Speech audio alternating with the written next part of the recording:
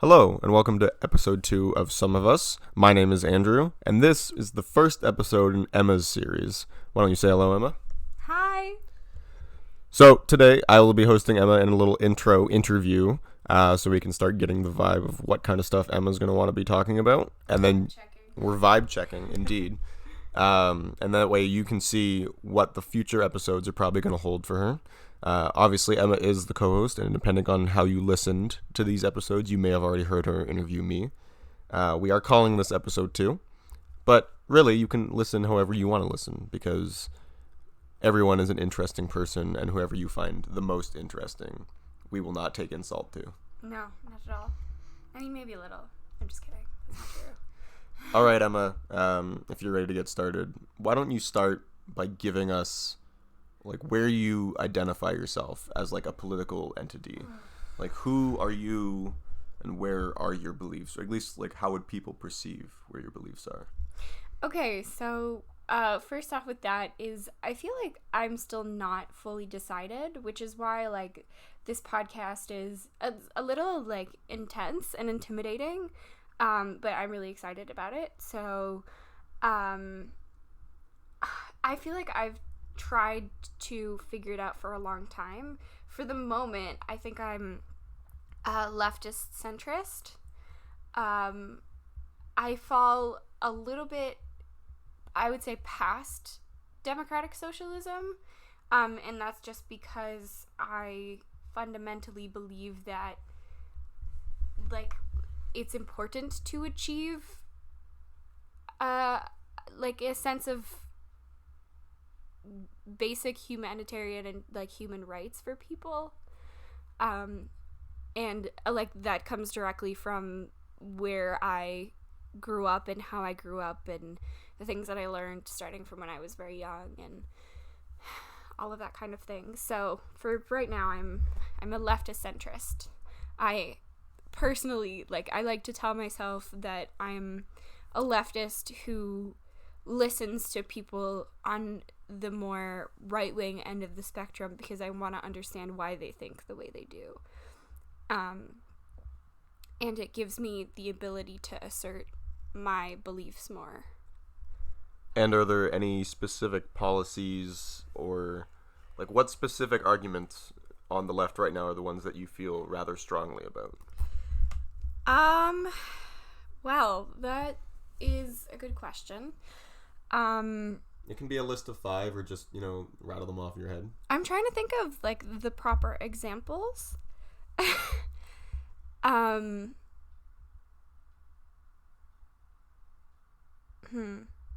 tough one, eh? Yeah, it is, yeah.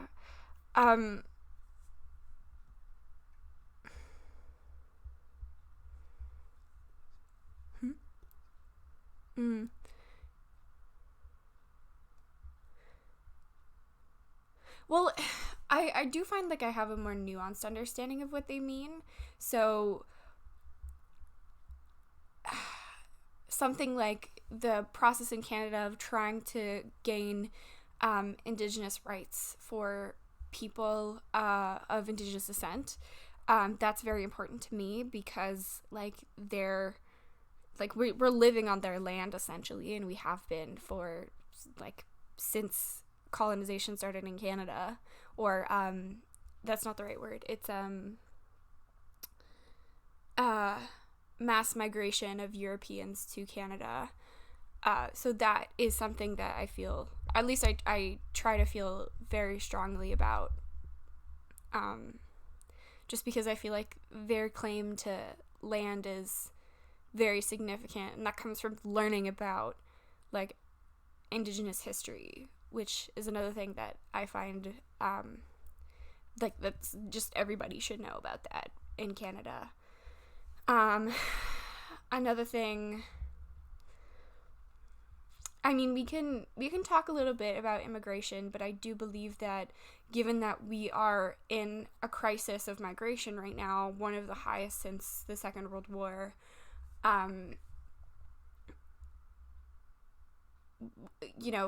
the world has a responsibility to its people.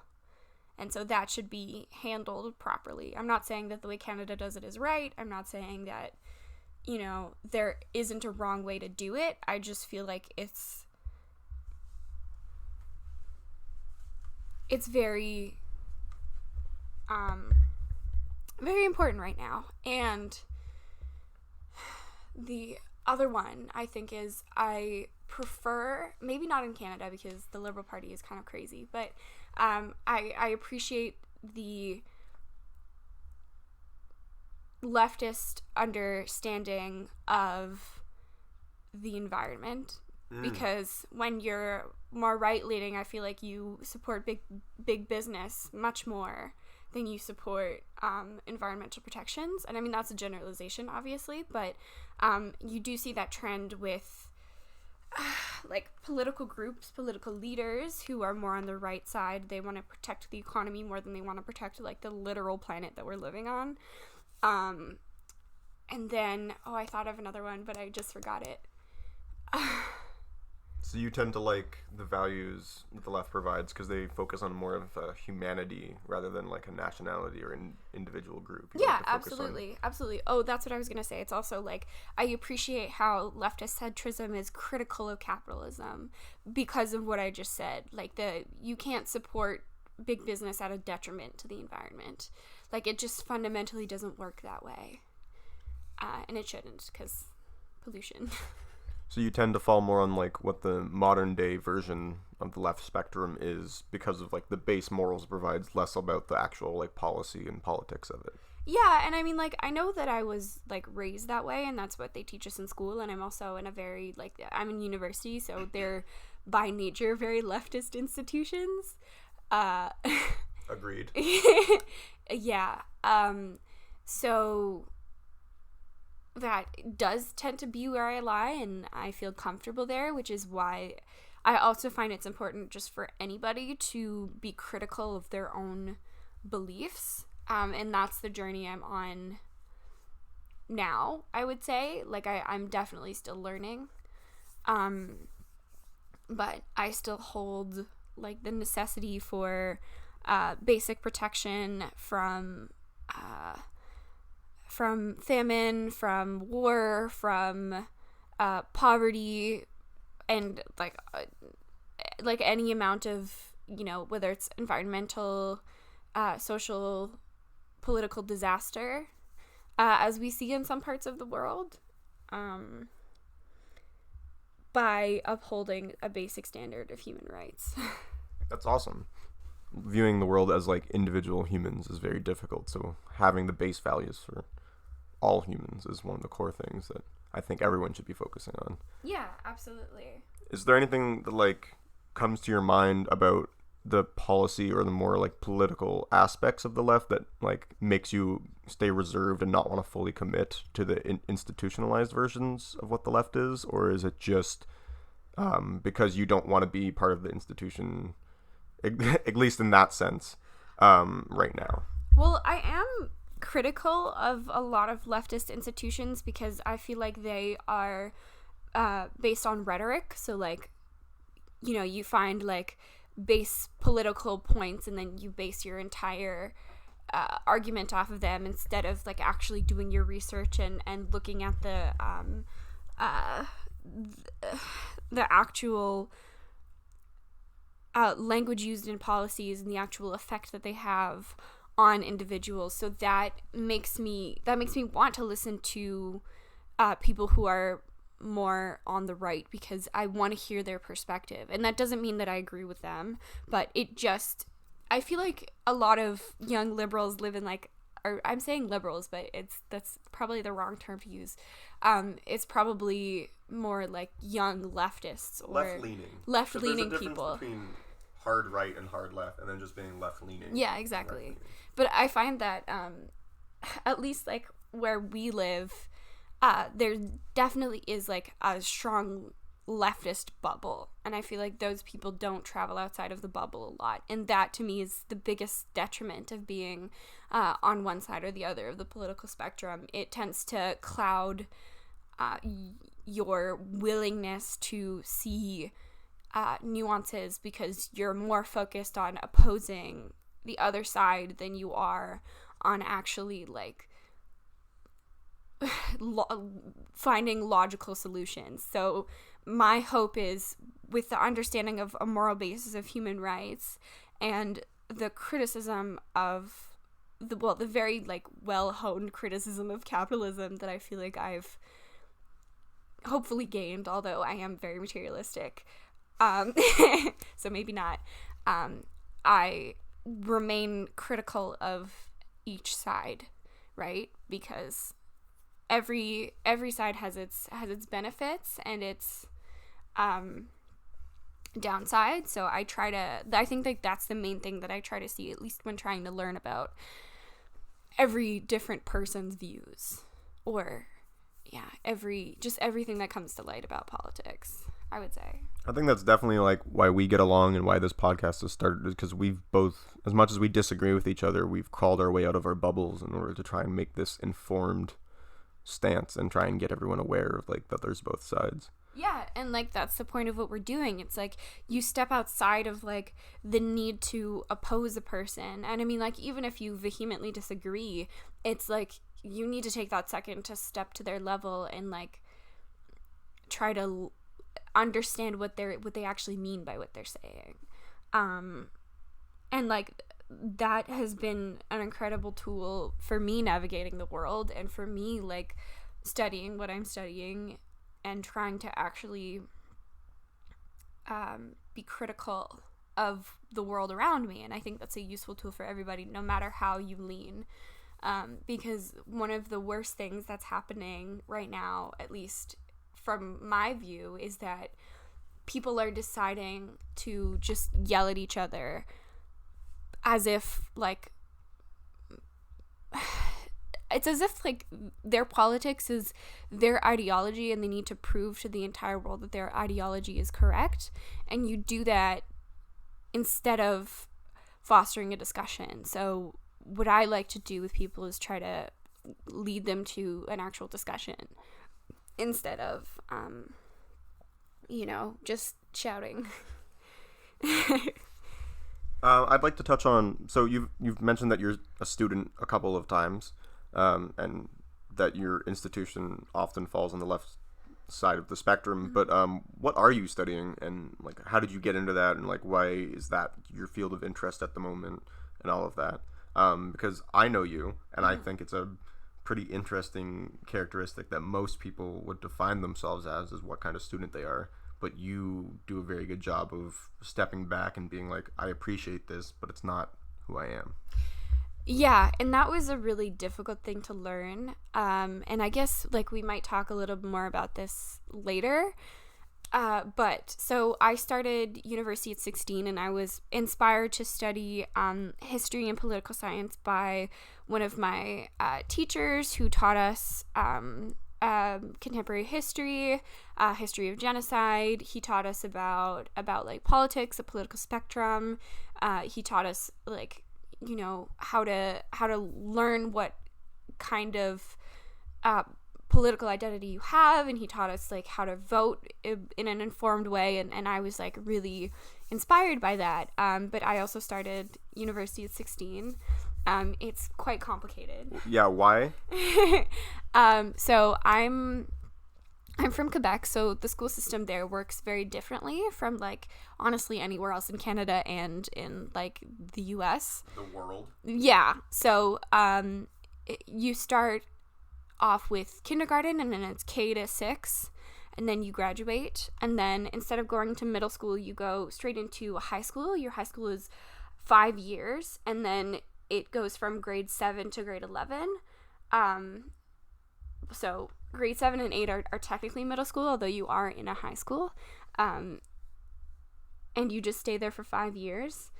And you're supposed to be 17 when you graduate high school, and people in Quebec are supposed to go to a thing called Cégep, which is like, it's kind of like, it's like the middle school before university is the way that I like to explain it. It's either a 2 or a 3 year program where you can continue your studies in a specific field and choose whether you want to just start a career right away or go to a university.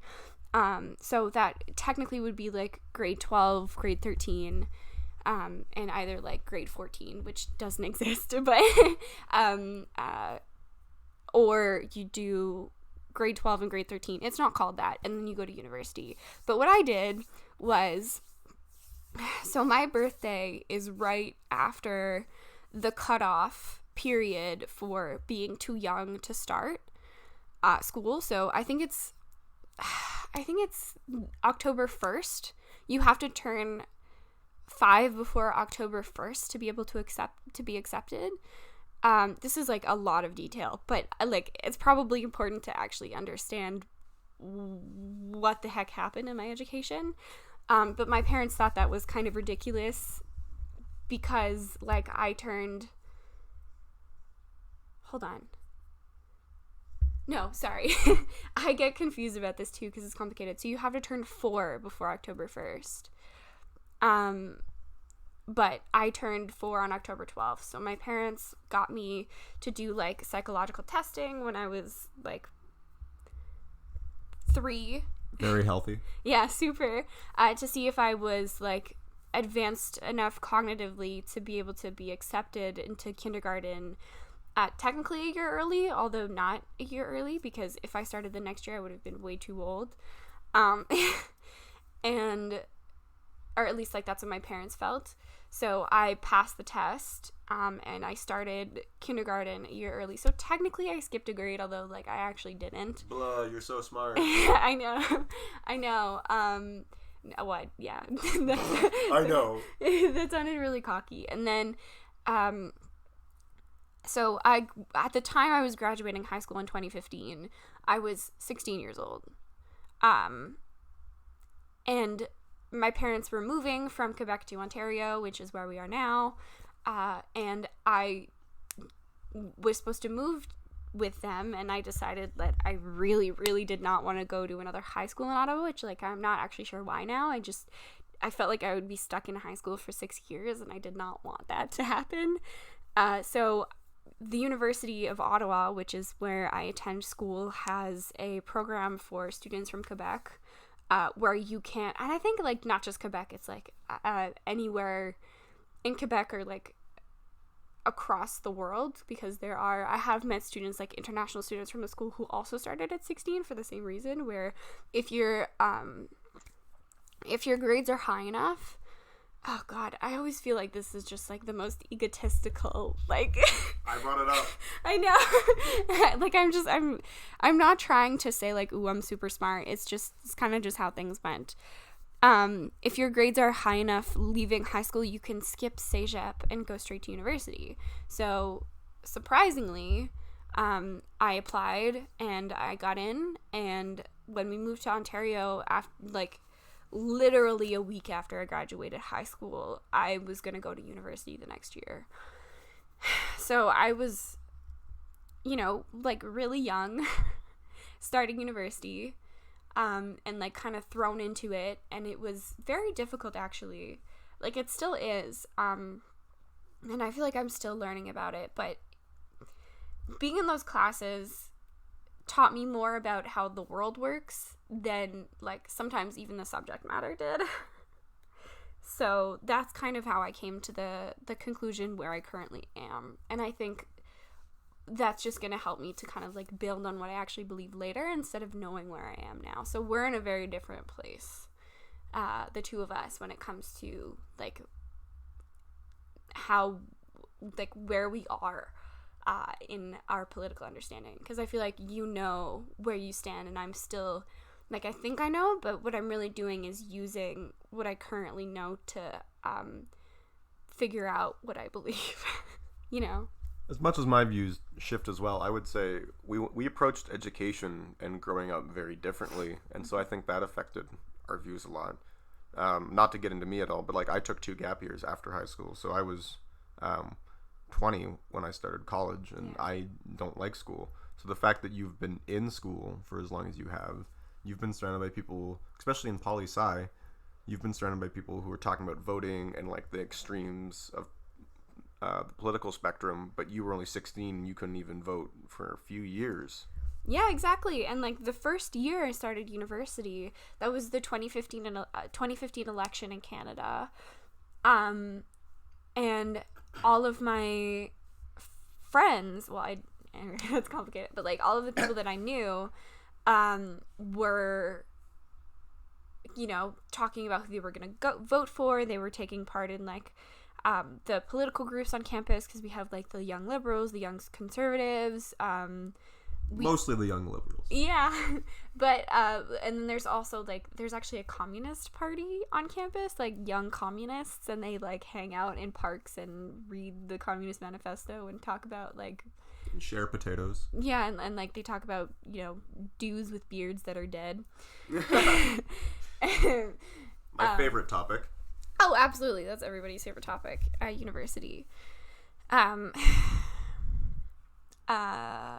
Oh god, I just, like, completely blanked. But yeah, no, like, I turned 17, like, a week or so before the election, and I still had, like, I was 1 year off in university, 1 year off in being able to vote. So that has really, like, that experience was very memorable, for sure.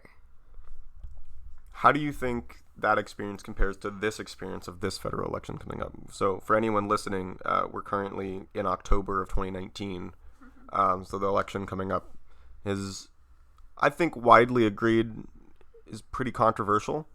There's not a lot of strong favoritism to any party. There's just kind of strong opposition to, like, pretty much every party. Yeah.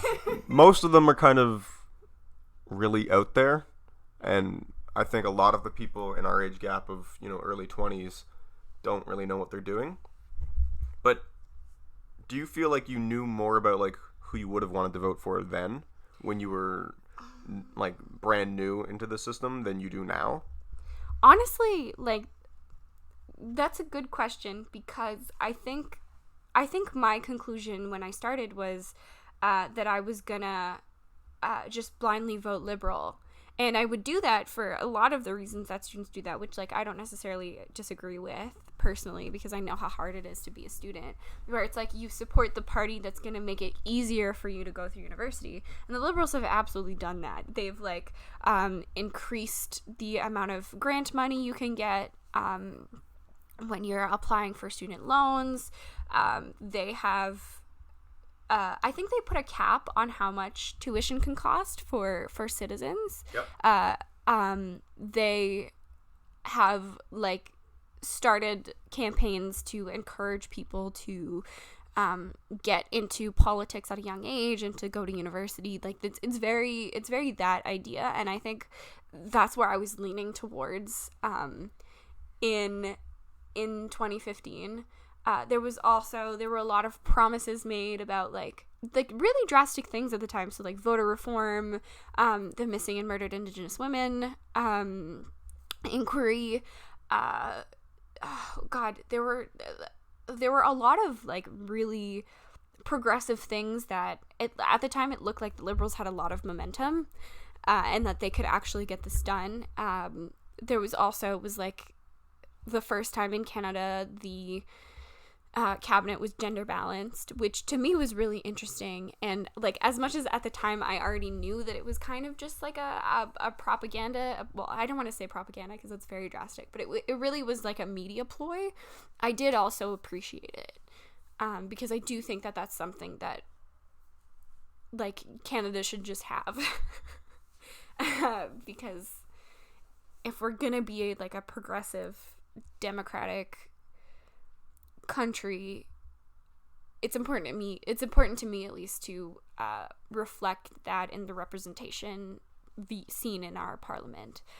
Can I kind of interrupt here with a question? Yeah. So you find it important to have a balanced gender cabinet. Do you think that it's more important to have a balanced representation in the House, or to have somebody like Jagmeet Singh or Elizabeth May be Prime Minister, because they're the real face of what the rest of the world sees Canada as? Do you think it's more important to have actual representatives being balanced, or just have one individual stand out to show, like, the bigger message? Well, yeah, that's interesting. I tend to feel like even though everybody in politics, I feel like, will disagree with me, I find that it's much, or just like somebody's face or just like looking that we're representative from the outside is not enough. Like, I want things to actually represent or reflect the change that at least, all politicians are trying to say that we're trying to make. So having the person at the top being of a certain, like, identity, like, that's really cool. But if you're the only one and then you're still being, like, the system itself hasn't changed, then that's not as concrete, because that means that, the next time there's an election, none of that really meant much, because you weren't actually able to make those changes. But I feel like the cabinet itself being gender balanced, that shows, like, okay, women are represented in government. This can happen again. We could have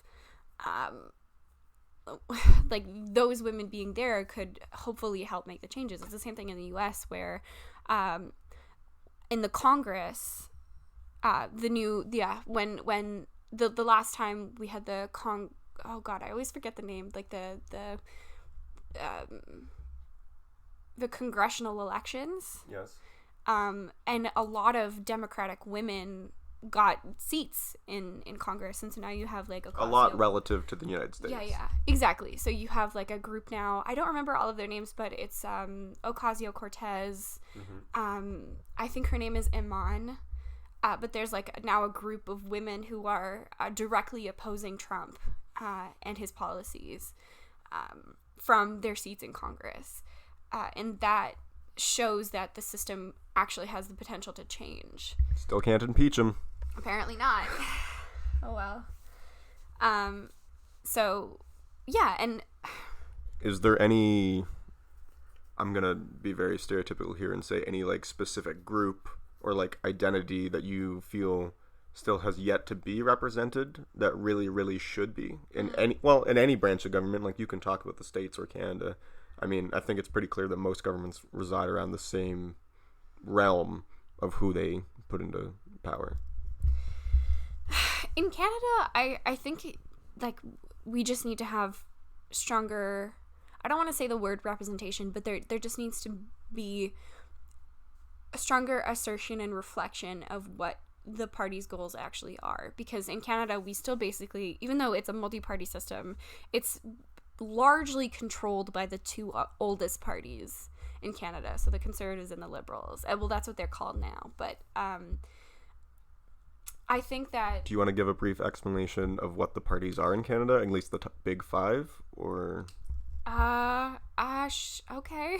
You don't have to. I was just going to do a really quick rundown if you didn't want to. So there's the Conservatives and the Liberals, aka the right and the left. Conservatives being right, Liberals being left. Almost all elections, at least pretty much in anyone's memory, goes between one of them.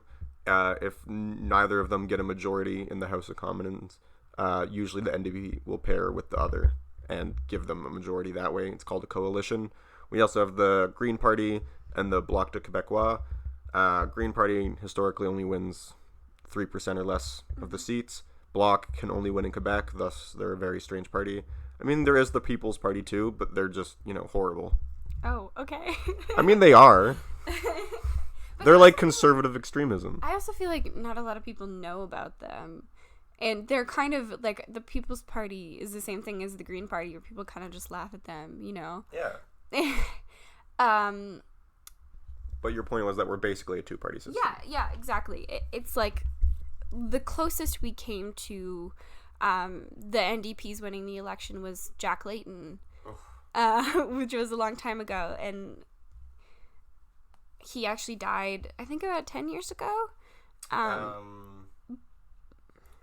Was it 2009? I think so. Oh, Jesus. Yeah, it was a long time ago. Yeah. This is like a lot of insider. Yeah. If you're not Canadian and not old enough to know about politics, this is a very strange conversation for you, and I am very sorry. But we're gonna get past it. Oh God. What was your point about the two-party system? I just feel like I do feel like Canadians are stuck because those two parties are the most, like, well known. They're the most powerful. And what tends to happen is one election comes through, and then people are having so much hatred towards the conservatives for like cutting spending and encouraging, well, sometimes it's encouraging oil, and then they vote the liberals in because they say like, okay, we're gonna increase public funding, we're gonna provide stability for the middle class, we're gonna oh god, I can't think of the other things that they do. But then I mean, I think that this election is a little different because it had a lot to do with broken promises, but usually when the liberals come in, they spend a lot because they're a lot more Keynesian. So they spend a lot and they run Canada into a deficit. And then the voters get mad because they see Canada's economy not going very well. And then they vote the Conservatives in and they start their austerity policies. And you're getting very specific. I am, yeah, because this is what I study, and like I do find it really interesting. And I do want to go back to the question that you asked me before, which is like, what's the difference between how I would have voted in 2015 to how I'm gonna vote now? Because I think what I have learned, and especially like within the first year of the liberal the Liberal Party's current reign, so they have a majority government right now. They lost a lot of their momentum, mostly starting with voter reform because that was like a huge failure. And there's also the pipeline, which is like a huge deal now. I was able to take a class called Canadian Comparative Politics, and the professor basically taught us everything about how the political system in Canada works. And I was able to critically assess like the liberals' actual, like how they were reacting and dealing with everything that was coming up as it was happening. And that has made me like a more critical voter, I would say. So now I look more at I try to look more at the actual system instead of looking at the rhetoric. Like that was a big lesson for me. So yeah. So you've been peeling back the onion of politics. I've been trying to. It's a very, very big onion. It is. And I think once you get to the core, you realize that you no longer have an onion. Yeah.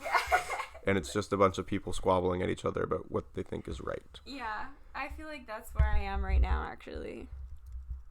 Onions are like ogres. They are really loud and angry. And they make you cry. Yes.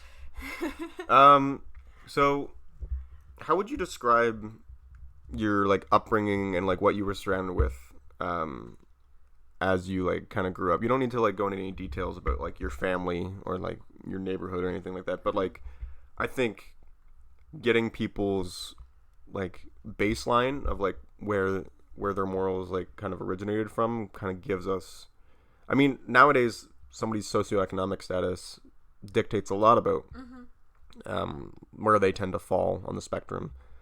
So maybe touch on that and explain like what brought you to your beliefs. Okay.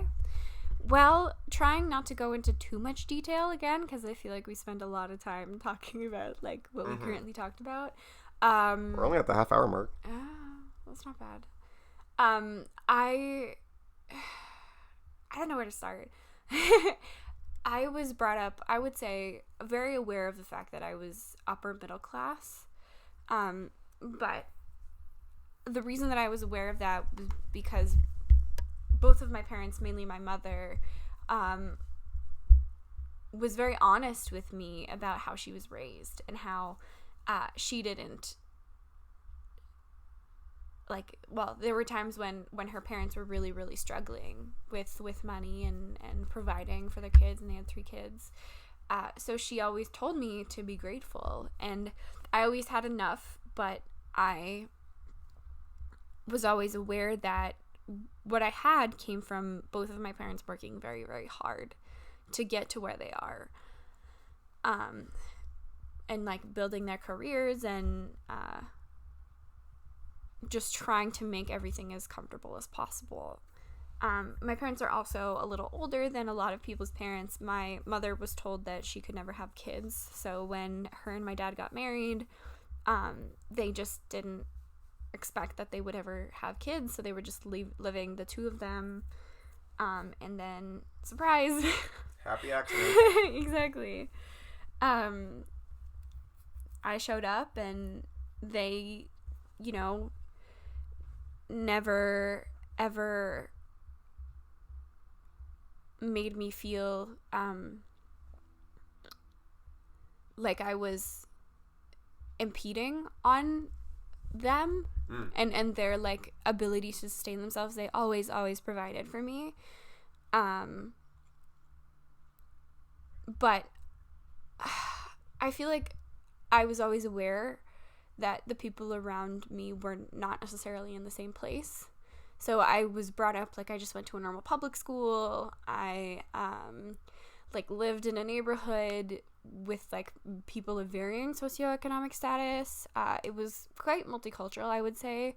Like, there was French, English. There were also a lot of new immigrant families around where we lived, or even like second and third generation immigrant families. So I would say I was aware of my socioeconomic status, in the sense that I could go to my friends' houses and see that they didn't live the same way that I did, but fully connect with them anyway, and sort of just like still be a part of their family. So that was really significant, I would say. So even though you never really had to like worry about much, you were always like on the awareness of being grateful, and like you were surrounded by people who had the different mentalities. So that, I mean, the modern left is kind of considered the champion of the lower classes and helping underprivileged people and people who get discriminated against. So I guess that's kind of like where the connection came from. I mean, I don't know if that's necessarily true of liberals, but that's definitely what pushed me towards the understanding of like base human rights, because I got to see how lucky it was. And like, I'm not saying that I know everything about it, but there were a lot of experiences where I was like, oh wow, like this person works a lot hard for a lot less, and I'm lucky. I'm so lucky. And so that there was definitely, at least in my mind, a lot more space for that on the left side than on the right. At least, like, by the way it's perceived, right? Yeah. Do you find that there's a specific group or maybe ignored population that you feel for more than others, that you really feel like is? You mentioned like Native American women earlier and the Native American populations. Is it them? Is it others? Like, it's not like picking favorites. I'm just curious, like, who do you feel, at least in the modern climate, really needs that extra like attention? I don't know if you can categorize that. I think that everybody needs a higher understanding of everybody. And I think that's why it's so hard for me to choose what I believe, because advocating for one negates the other. And I mean, I've purposefully not said the word equality because I feel like that's so fraught, and it's also kind of impossible. And that's where the logical part of me comes in that's not a leftist, because at least like what I've seen from politics is that like it's talked about on the surface, but when you actually get into the details, like there are always people who are disenfranchised, who are ignored, or you know, just not even thought of. And yes, in Canada, the greatest example of that throughout our history is the Indigenous people, but there's like a lot of issues in Canada. There's like a mental health crisis, there's you know, a lack of services for immigrant families, or even just like a large misunderstanding of immigration, I find. There's I also think like a lot of youth, especially a lot of young males, are disenfranchised. Like you see that in everybody talks about incels, but to me the discussion there is a lot more complicated, because in my opinion that is also a failure of culture. Uh, so I don't believe that, at least I don't want to believe that there are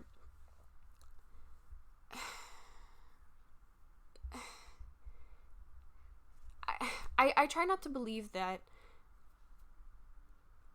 there's one particular group that needs more, because I think all people need more at the end of the day. Yeah, you really touched on everyone there. People who were here before us, people who are trying to come here afterward, people who everyone thinks are okay, like young males.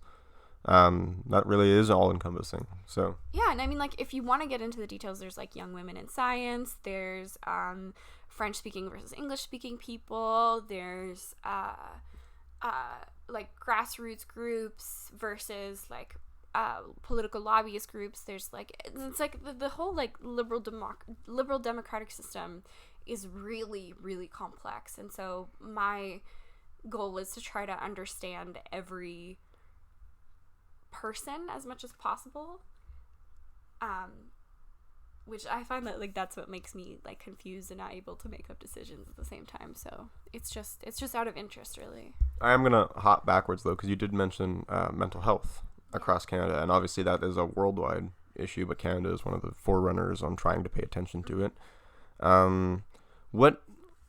Obviously it's very hard to get a grasp because there's so many different levels to people's mental health worldwide, and everyone has different issues and different things they need attending to. So what is your experience or your witnessing of mental health in Canada, and how do you think it can improve? What do you think it's doing right?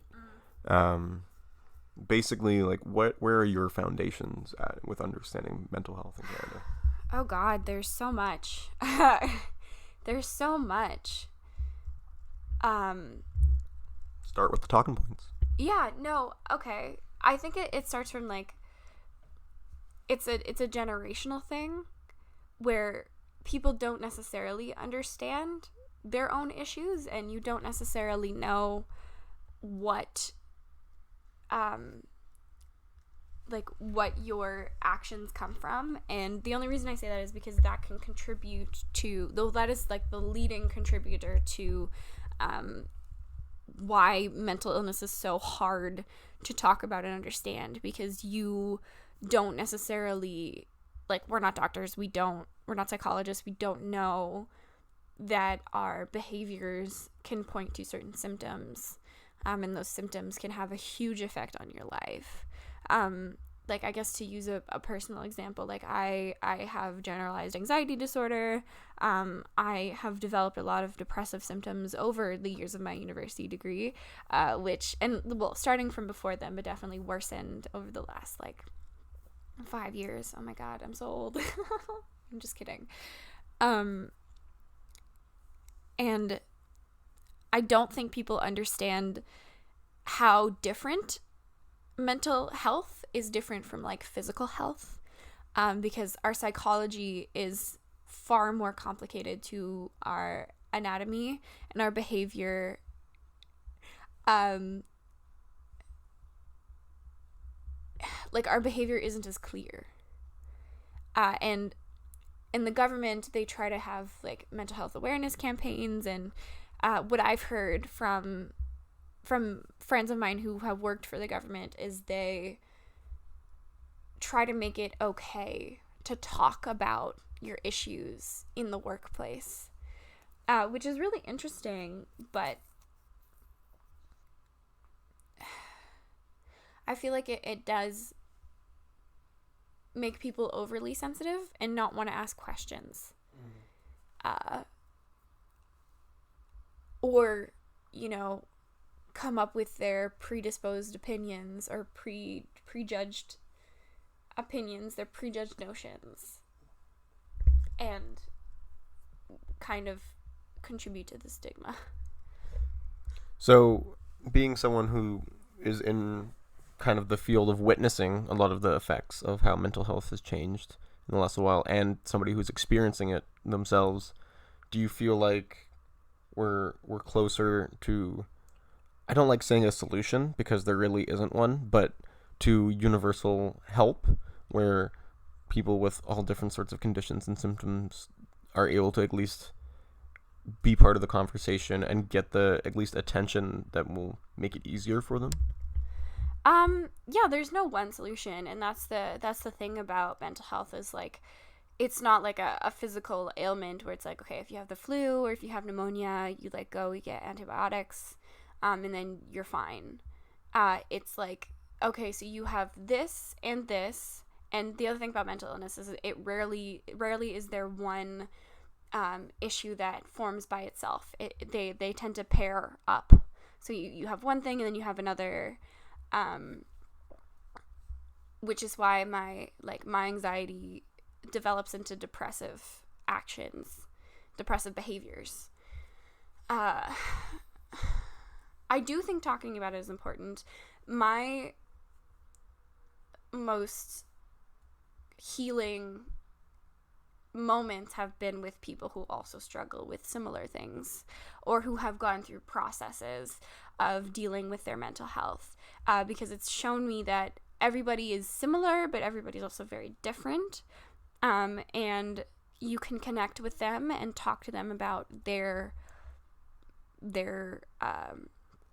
personal struggles with it, and you can glean from them about how to get through your own issues. Like, I've talked to a lot of adults about anxiety sufferers, OCD sufferers, depression, people with depression. I spoke to someone very recently that struggles with BPD, borderline personality disorder, and they were just like so wonderfully honest and open. And I think being able to talk about it is a way to heal. And so I think that is the closest thing you can come to a solution, because those conversations lead to actions, which can lead to you changing your behavior. Also, I do think it's very important to figure out on an individual level, and this is what I'm going through right now, is try to see if medication works for you, but also go speak to a professional. Go speak to a professional. You can't just use medication on its own. Medication is the band-aid that makes it easier for you to deal with the day-to-day so you can properly process what's going on in your brain. So if you can see a professional, please do. And I think maybe that is the closest thing you can come to a structural solution, which is making psychologists more accessible to people, because everybody from all manner of issues struggles with that. And someone who's a professional who has a PhD is very expensive to talk to. So I wish that there could be like some sort of government program or not-for-profit that can provide individuals with the funds to go see an actual psychologist. Do you think mental health days in the workplace and school are a good stepping stone, or do you think instead those days should be used to help pay for that individual to go visit a professional? That's really interesting. I don't know. I don't necessarily think, at least for me personally, the solution can't always be to take a mental health day. Sometimes it is. Like, sometimes I really do just like being alone, and just chilling out, cleaning my room, processing, reading, painting. But I don't think that's always the solution, because at the end of the day, you do have to learn how to deal with your issues. And if you don't, then the behaviors that contribute to your mental health struggles will just continue until you burn out again. So for me, it's a balance between being kind to myself, yes, making sure I have time to breathe, but also pushing myself every single day to deal with my issues as well as possible. And I mean, that threshold is different for everybody else, which is why I think mental health days are a thing right now, especially in Canada. I think they're important, maybe not to the extent that they're made to be right now. I don't necessarily think people take advantage of them, at least not the majority of people. I try not to, because I find if you take too many mental health days, it does lead to guilt also. But that's just a personal thing. It's really like finding that balance, and that's super, super hard, and I empathize with anybody that's going through that right now. As a young woman that suffers from some mental health issues, you have, I think, what some people would call like a middle ground perspective of where you may have started off pretty well off in life, but you also would fall under some disadvantages that some people would take into account. But do you feel listened to, or do you feel like you're only like perceived from where you came from? Do you feel like who you are now is actually heard by like the people around you? That's wow. I feel like also as a white person, I have the privileged ability to give you the response of, I don't think I have ever really been discriminated against because of my gender. But I also know, at least from my perspective, there's a lot of intersections that allow for that to. Have you been discriminated against because of your mental illness? You see, it's not implicit. Like, no one has ever come up to me and said, like, you're lying. But suck it up. Yeah. Well, I mean, that's a generational thing. The suck it up mentality is very, like, mid-20th century. So, of course, I've heard that from, like, family members growing up who, you know, just thought I was being a moody teenager. And, I mean, like, to be honest, I was. But there was also, like, a lot of significantly negative behaviors associated with it that I used to, you know, I guess the best way to put it is like bully myself into having really negative thoughts and then starting to have panic attacks. And I'm sure like a lot of people can relate to that for different reasons. I think the only real times that I could categorize them as discrimination just comes from people who don't understand. So they're making assumptions about you. So I had an incident with a coworker where she tried to tell me, and I mean, like, I know she was only doing this out of kindness, like what she perceived to be as kindness. But she was trying to tell me that she understood exactly where my issues came from and how to solve them. And I had to explain to her, like, this is not the point of me telling you. Like, I didn't tell you about what I'm struggling with for you to tell me how to fix my problems, because I have to learn how to fix my problems on my own. And I go see a professional. I am on medication. I talk to people who I'm very close to about it, friends, family, even my coworkers. Like, my coworkers, I have 2 jobs, so my coworkers have helped me a lot to kind of talk to me and help me figure out what I should do. A small side note is if you are a student and you want to work at a university, try to find career counselors to work with, because they're literally the best people. They're so nice, they're so understanding, they're so like freaking sweet, and they will support you, and they're just so cool. They're such cool people. So that's all right. That small plug aside. Yeah, seriously. I mean, the workplace is complicated because you're around different people all the time. So for every 2 people that understand, there's one person who doesn't. So I also know that it's no one's responsibility. Like, that's the other thing, is like trying to explain or trying to understand like my position and also privilege as a woman, as a white woman.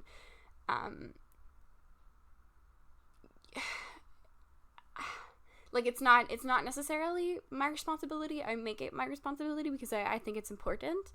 I also think it's important to discuss with people about my mental illness, which is why we're talking about it now, to try to get people to understand, because I believe that everybody can and they should. Hopefully. Yeah, because at the end of the day, like, my dad always says children grow up in spite of their parents, which, to me, what I take that to mean is, like, your parents and your family teaches you behaviors, and it shouldn't be your responsibility to try to unteach those to yourself. But sometimes, depending on what your family has inherited, it is, and you need to within yourself do it for yourself to break that cycle. Just because you'll be able to live so much, at least in my opinion, like, I'm trying to break the cycle has made my life difficult, but also way better in the long run. So my goal as someone who struggles with, I guess is what you could say, like, very common issues for young people, it's just quite severe in my case, is you just try to explain it to people and try to make them understand and try to tell them, like, hi, I know that you have some stigmatized beliefs about mental illness, but let me try to tell you what this actually is. And that's also been very beneficial, but I understand that not everybody can do that. Do you think, had you been aware of your symptoms or diagnosed earlier, you could have received help at a younger age, or do you think there wasn't resources there for you? Well, that's complicated because I actually think we should back off this topic after this question, because we have an episode of mental health with you coming later. So this is actually, if you can believe it, this is only a tidbit of what we're going to be talking about with Emma about mental health. If you want to hear the whole stuff, trust me, you're going to be in for a ride. Yeah, it's going to be intense, but I'm really excited about it because this is, like, probably the thing that I'm most passionate about. It's really changed my life. So your question was, if you had needed resources at a younger age or known your diagnosis at a younger age, do you feel like they were there for you? Do you feel like you could have received help and actually started understanding younger, or do you feel like you wouldn't have been allowed or able to seek those out? Well, so yeah, I think that's the struggle with mental illness, is because it everyone says that they're invisible because it's not like, you can't see it when you first meet a person and they're talking to you. I think I have this weird thing where it's like, at least when I went to school, like, every adult around me knew that there was something going on except for me. And I think I do think I needed a diagnosis earlier, but I kind of also think that, you know, the way we categorize mental illness right now is very, very strict. And I feel like just because people think differently, they perceive things differently, interpret things differently, and those point to different characteristics, like whether it's anxiety, ADHD, depression,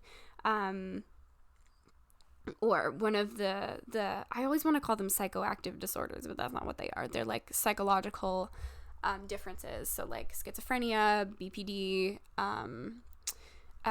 They could be considered psychoactive. Yeah. Because usually when you talk about psychoactive, you talk about drugs. But because it's unproven whether or not drugs have an effect on these disorders. Sorry, that was a little tangent. It was interesting, though. Like, I feel like in young people, they shouldn't be categorized. What's more important is giving every person a space to kind of understand their brain, because even though they're called mental illnesses, they don't have to be negative things. Especially when you get into the more significant, I guess we'll just say psychoactive, because that's with my brain disorders, because like that can lead to intense creativity. So what I think I needed was just more of an outlet to be able to understand my brain instead of a diagnosis, because I think that understanding can lead you to a better ability to understand your behavior, and it probably would have led to a lot less of the depressive symptoms that I currently have. So it needs to be much more progressive, because I don't think kids are ready to go to a doctor's office and have them say, like, you have GAD, you have ADHD, you need to take medication. You know? Like, because I think that's where the self-hatred starts. So I appreciate, at least personally, I don't know if this is true for everybody. I mean, and it also depends on, you know, what's going on in your head. Because that can obviously differ, but I appreciate being able to learn it as an adult, because it gives me way more perspective, and the ability to reflect on my emotions, behaviors, thought patterns than it would have if I were younger, and, you know, going through a lot of things, including puberty, which can mess with everybody. If it doesn't mess with you, I don't trust you as a human being. Yeah, exactly. No one is, like, perfectly okay when they're a teenager. And, like, if you have, like, a younger sibling or younger friends, like, please just give them a hug, because they just need to know that they're gonna be fine, because they are, because they can be, and it's all good, you know? I think that's what I needed, and I think I did have some adults that were around that were able to give me that space. I just think it should be more prominent. Like, school should be about figuring out how your brain works, not being told to do tests all the time. You said you do well in school, though. I mean, that wasn't always the case. And I think a lot of that came from desperation. And also... Wow. Like, it certainly wasn't easy to do well in school, and I wasn't the smartest person. I flocked to, like, the arts and the humanities and, like, creative writing, and I knew what I was interested in, so I did what I was interested in, and... You're not a math or a science nerd? More and more I'm realizing that I actually am a science nerd, and I always loved science. I just hated math, so I never went into the sciences because I didn't want to do math, but I realized, like, I love... Fuck math. Well, it's important. Do it, but also... Just maybe not trigonometry, but, you know, you gotta learn how to do math. Yeah. You need... If there's anyone under the age of 16 here, math is good. Anyone over the age of 16, math sucks. Just learn how to do your taxes. Yeah, that's do taxes. Yeah. That's important. I think that's what they should teach in math class, actually, because It's the like, only thing they should teach. Yeah, that is super important, and that is, like, an actual adult life skill that you're going to need. It's not like I've never used, like, slope or parabola, like, quadratic equations, algebra. Like, who is she? I don't know her. Everything I've heard from, like, people who go to university that need that have said that they had to be retaught it anyways. Yeah, exactly.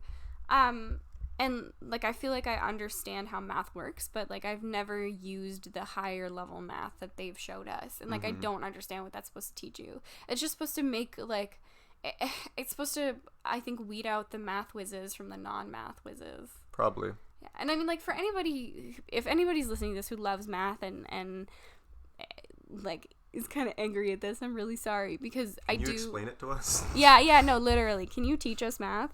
I have a friend who, she always tells me that math is a language, and that is the closest I've ever been to understanding why math is actually important, and I appreciate her for that, so thank you.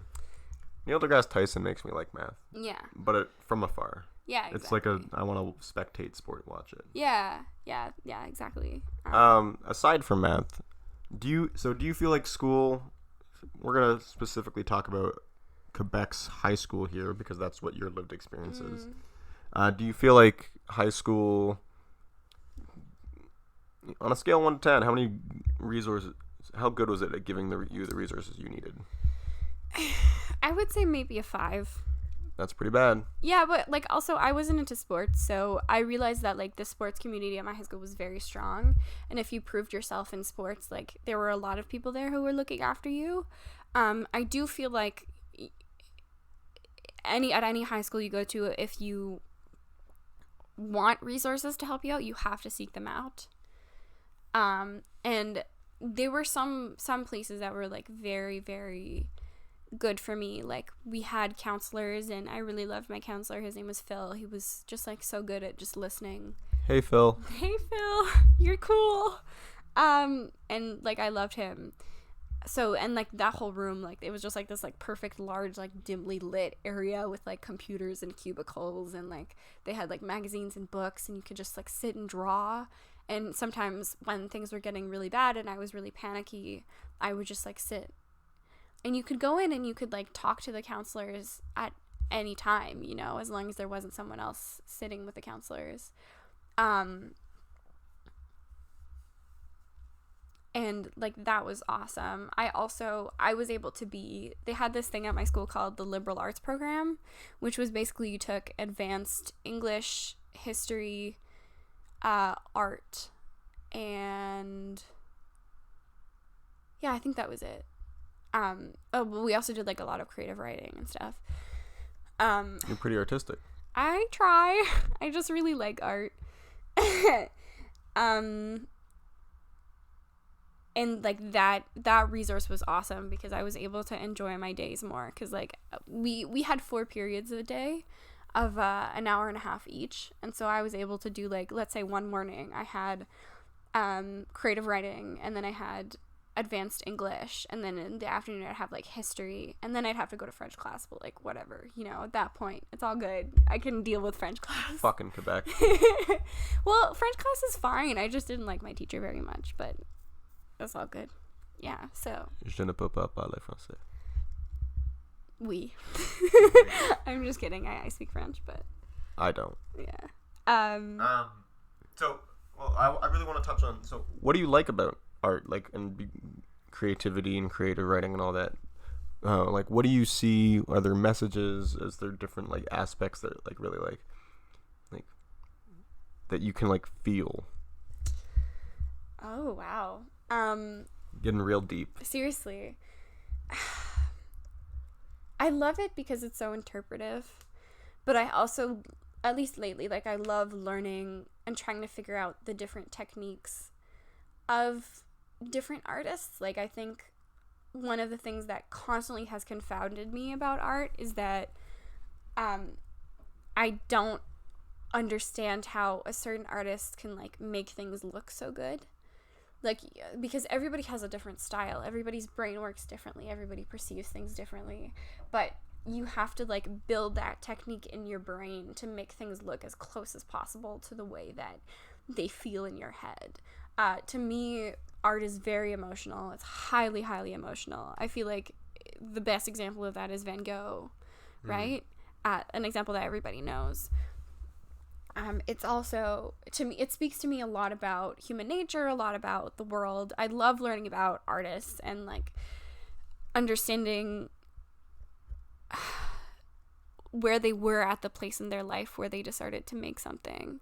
So if you think of like Picasso, he had a blue period, a pink period, a bunch of other periods. There was also Francis Bacon is an amazing one where his paintings were very, very cerebral in the sense that he painted the images and the feelings that were in his brain on a canvas. And they're really, some of them are quite crude. And I really encourage people to take a look at them because I think they're a little like too intense for the podcast actually. Because they talk about like the paintings are all about like death, and we talk about death. Well, but so essentially, or we will. Yeah, exactly. One of his most famous set of paintings were about were depicting his former lover's death. So his hot. Well, not really. Francis Bacon was gay, and he was also an alcoholic, and he had a lot of tumultuous relationships with younger men. And I think his second very significant relationship, the man died. He was sitting on a toilet, and I think he had a heart attack. He might have actually committed suicide. I actually don't remember the story fully, but Francis Bacon has like a period of 2 years where he painted almost exclusively the image of his partner in like graphic detail. And those to me are like, that's a beautiful, beautiful idea. It's really, really difficult. And like, I love looking at paintings like that. So to me, it's just about like connecting to an individual from very far away.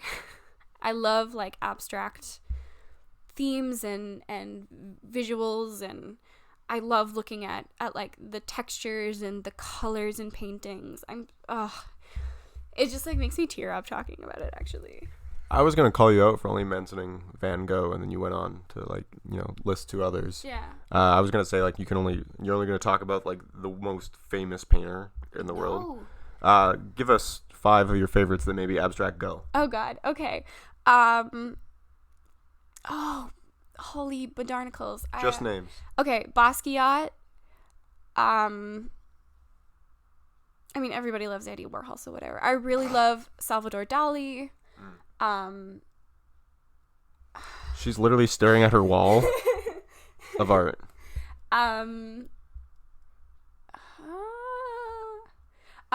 Monet. Manet is freaking awesome. I love his paintings. There's also Georgia O'Keeffe, who's fantastic. Is that 5? Yeah, that's 5. I think anyone who's actually like an art nerd will actually understand that you know what you're talking about. Yeah, now. okay. Cool. I was just trying to like get to, I mean, you went into Bacon. Francis Bacon. Not pretty Francis in depth. Bacon, like the guy from, I think he was in the French Revolution. Francis Bacon, the 20th century modern artist. I'm not in tune with these topics, but definitely anyone who is definitely knows what you're talking about now, and I just wanted to let them know that you actually are pretty in tune with that. I try. It's very hard. Like, I also really love fashion, because that to me is another extension of art. This is like very apolitical. Like, this is not. Is it though? Because I was about to segue us back into political. Okay. Well, to me, I mean, like, it depends on the art and the artist, but I think like some pieces really depict the time and place in which they were created. So like if you look at French designers from the mid 20th century, so like Yves Saint Laurent and somebody out there is really getting a kick out of this. Yeah, and like Givenchy, all of the like super famous designers like tried to literally aesthetically produce the politics of the time. So it was all about modernity, beauty, elegance, and I think that's true of every good designer. Like, one of my favorites obviously is Alexander McQueen. I also love Mugler. Lightning McQueen? No. No. I don't know if he knew how to like he didn't have thumbs, Lightning McQueen. So he couldn't. But he was fast. He was fast, yeah. Sorry, that was my rude way of interrupting you, because we are running a little low on time. And I just wanted to segue into, I have 2 other topics related to this that I really wanted to talk about. You mentioned alcoholism, with Bacon and all of that. I am very interested to hear you touch on substances in relation to how they have an effect on mental health and specifically art and mentality, because it's pretty well known that somebody who is arguably quote unquote perfectly fine taking certain substances can absolutely alter their mental state and their awareness and their creativity. So you don't have to tell us if you've dabbled, but through your experience of how in depth you've gotten with art, what effect have you witnessed through historical artists on their creativity and their mindsets? Well, I mean, alcohol is like the world's oldest drug. Well, maybe not, but it's like pot. Definitely the most like well-known one, because for a long time it wasn't considered dangerous, I don't think. Like especially outside of religious circles. And okay, I'll be honest, like recently I have seriously gotten into weed. It's legal in Canada, so I'm allowed to say this. Yep. Thanks, Trudeau. Thanks, Trudeau. And I kind of realized through just sitting around and like sitting in my room and with all my mood lighting on and just looking at my art, that like every single person who has made something was either high when they thought about it or high when they wrote it or made it or created it. And And I mean, like, even if you read a book about a certain time period, you realize that, like, the creative people were the ones who were just the most out of their minds. I mean, I don't necessarily believe that drug use is the creator of those things, but it definitely disinhibits your brain from, like, the normal reality that you face constantly to different amazing things. Do you feel like drugs cause people to have experiences that they want to be able to express in the only way they know how, or do you feel like people with a certain mentality are drawn to drugs? Probably both. Yeah. Both of those things make sense depending on the person that you are. What I have found actually is, even though I use weed recreationally, it has given me a lot of insight into the way that my brain works. And some of that is creating. A lot of that is, like, just sitting around and being disinhibited from my depressive thoughts so that I can sit and process what my brain actually is. And yeah, I do think that part of doing that is you don't need to use words. You don't need to speak it. You just need to allow it to come about. It's an idea. Yeah, absolutely. And sometimes ideas are expressed in, like, a more understandable way, and other times they're completely abstract. But I definitely don't want to glamorize drugs because, like, I've had some difficult experiences, and anyone who has done drugs will tell you that they've had difficult experiences because it is dangerous and you have to know what you're doing. And if you don't, you can end up in not a good situation. And what I found from some of my negative situations is they've actually taught me a lot, but sometimes you can end up doing irreparable damage to yourself. So it is important to be very careful. So aside from alcohol and weed, is there any substances you've dabbled with or are planning to? Technically, any substances after that are illegal, so yeah. This is off the record for any police officers listening. No. This is all just hypothetical. I mean, I like to learn about drugs. I'm not super into, like, even with weed, I've experienced, like, the euphoria sensation that a lot of people associate with, like, cool visions and, like, eternal peace and just, like, being at one with yourself. That feeling is actually incredibly terrifying to me because I forget what reality is. So I've had some experiences with that, and that has actually helped me dial back from like my gung-ho attitude before I started smoking. Also, you probably shouldn't smoke. Edibles, oils, vapes are a little better for you. So I'm not trying to encourage people to start smoking pot because it can cause you health risks, and those are very serious. So take care of yourselves. Also, just got to put the PSA out there. If you're under the age of 25, your brain has not stopped developing. If you do any substances whatsoever, it will affect your permanent development. Yeah. Not saying don't do it. I definitely did it. Just keep that in mind. Yeah.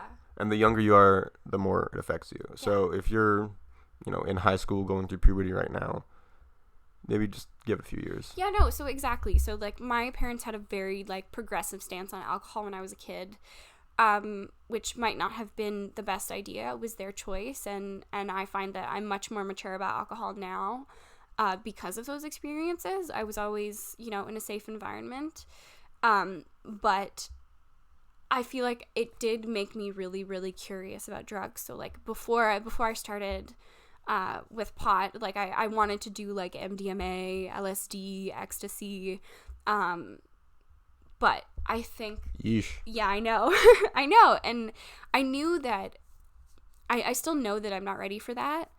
And I think that going through those like, sensory experiences that you have with pot sometimes, depending on the kind that you ingest, it's made me realize that I don't think I want my system to be able to handle that. And so it's... kind of actually distanced me from it. just because I know how my brain works now, and I know what I want to handle, and I know what kind of high I want to have. So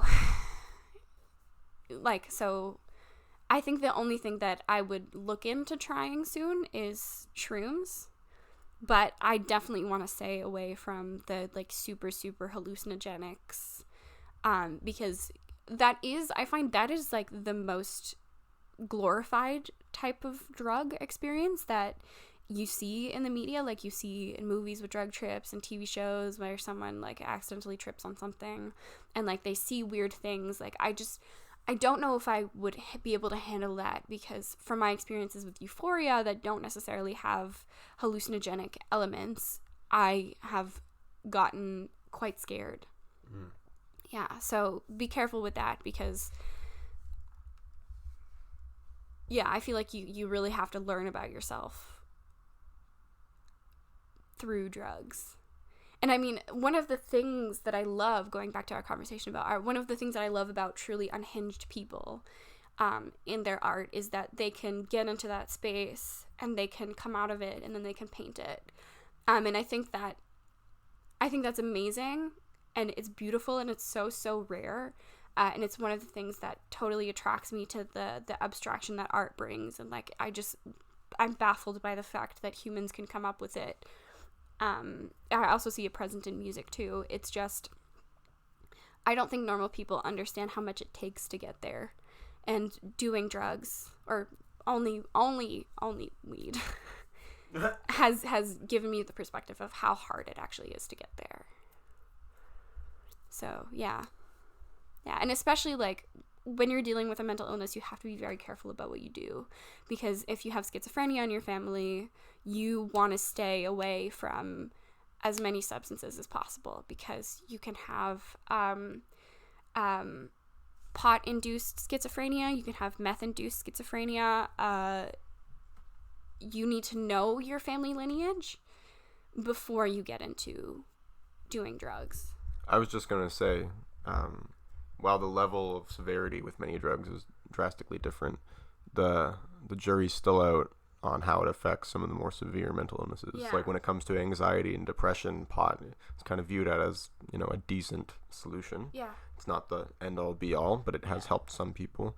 But there are people who believe, and most of them are doctors and scientists, who they can't say definitively, but they say it brings on schizophrenia earlier than it normally does. Exactly. So if you don't have the type of family or parents that you can talk to about mental health history, maybe because they don't believe in it or they don't keep track of the history, talking to your family doctor or doing anything you can to just try and get a glint of what your family might have been like is something that we would definitely recommend here. And what I always tell to a doctor when I see them is like I always say, listen, like I love occasionally indulging in like recreational marijuana.